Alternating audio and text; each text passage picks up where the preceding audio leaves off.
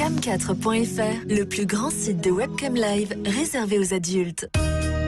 14h-16h, Brigitte Lahaie, Sud Radio.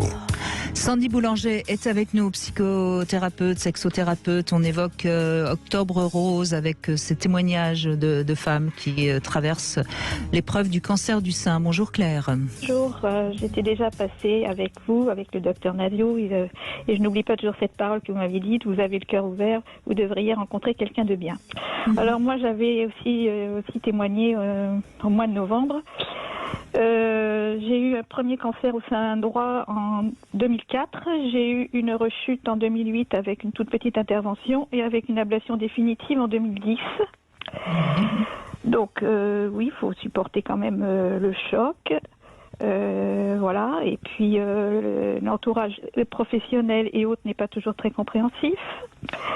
Oui, et puis de 2004-2010, ça fait quand même 6 ans à traverser avec des épreuves répétitives. C'est beaucoup. C'est lourd, oui. Oui, c'est très lourd. Et là, je me remettais à peine d'un épuisement professionnel. Et j'ai été à nouveau opérée au sein gauche en janvier avec un traitement. Alors, c'est dans un établissement connu, mais comme partout, on manque de soignants.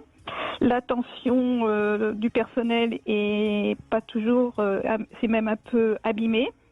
Puisque j'ai même eu une infirmière, le lendemain, je ne comprenais pas trop le soin qu'il fallait faire. Elle m'a dit, mais il va falloir vous prendre en charge. Je lui ai répondu, je me prends déjà en charge. J'ai évidemment, par rapport à l'autre problème, un suivi. J'ai toujours écouté vos émissions. J'ai suivi pendant 2 séances une psychologue de cet établissement qui n'en a que le nom. Qui a réussi à me faire pleurer à la 2e séance. Elle voyait qu'elle appuyait bien sur des choses sur lesquelles je suis consciente et sur lesquelles je travaille. Et d'ailleurs, il y a un moment, on comprend les choses, mais il y a un moment, gratter, c'est bon, on sait. Non, c'est pas forcément utile, je suis bien d'accord avec vous. Et ce que j'entends surtout, c'est qu'elle était presque fière d'avoir réussi à vous faire craquer, quoi. C'est ce que vous voulez dire. Elle m'a dit, tant mieux pour vous si le soir vous êtes à 2 à manger dans votre cuisine. Parce qu'elle insistait sur des choses sur lesquelles je sais, et des choses que je sais, dont je souffre. Je ne suis pas quelqu'un qui se replie sur soi. J'ai par leur relation d'association avec les patients, une femme qui est d'ailleurs formidable, j'ai fait 2 fois Claire, je crois que vous avez raison. On a le droit d'être en colère quand on a face à soi des gens dont c'est censé être le métier et qui ne sont pas capables de nous accueillir. Avoir un mot de réconfort. Vous avez tout à fait le droit d'être en colère et je vous invite même à être en colère parce que c'est salvateur cette colère-là. Et donc j'ai eu là 2-3 séances avec une femme qui est socio-esthéticienne, une femme formidable qui fait des sortes de massages avec des points d'acupuncture. Et d'ailleurs après une séance, elle me dit « Oh, vous devez méditer, vous avez une vie intérieure riche. » Je lui dis « Moi, je suis quelqu'un qui aime réfléchir, analyser, comprendre, qui aime les gens. Je vais vers les gens, je suis même impliquée dans la vie un peu publique. Et ce qui est très dur, c'est de ne pas se sentir aimé et d'avoir... le compagnon qui vous met la main sur l'épaule et qui vous dirait « T'en fais pas, je suis là ». Et justement, après le rendez-vous avec cette psychologue, quand je suis sortie, j'ai vu un homme qui parlait gentiment à sa femme et moi, j'avais gardé mon masque parce que je pleurais sous mon masque. Alors, j'ai cette force dans la vie. Alors, il y en a qui pensent que c'est pas une force, mais c'est pas à vous, Brigitte, que je vais expliquer les choses. J'exprime mes sentiments. Je suis quelqu'un qui est vivante. Qui aime danser, qui aime les bons plats, qui rêve de convivialité. Et puis il y a une première de vos intervenantes, ce qui est dur, c'est quand on n'a pas les moyens financiers qui suivent. Voilà.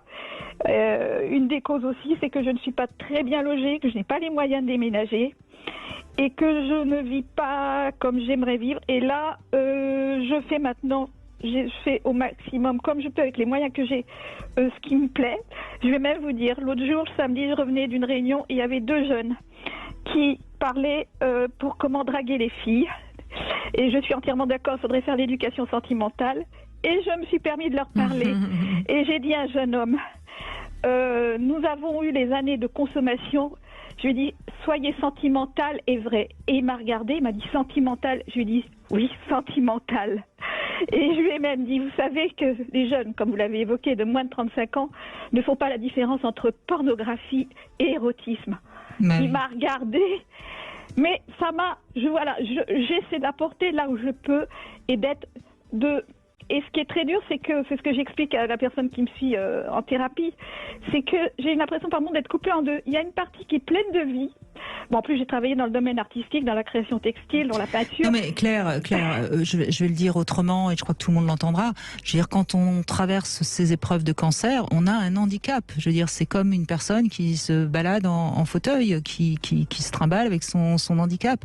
Et donc, de temps en temps, on va bien parce qu'on l'accepte. Et puis de temps en temps, il est lourd cet handicap et on a le droit de craquer et on a le droit d'être en colère et puis voilà tout. Et pour revenir sur la question financière, évidemment que les problèmes de santé, il vaut mieux être riche quand on a des problèmes de santé que pauvre.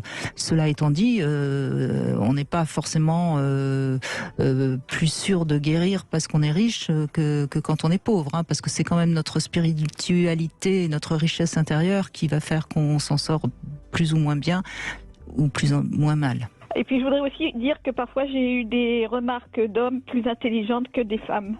Voilà.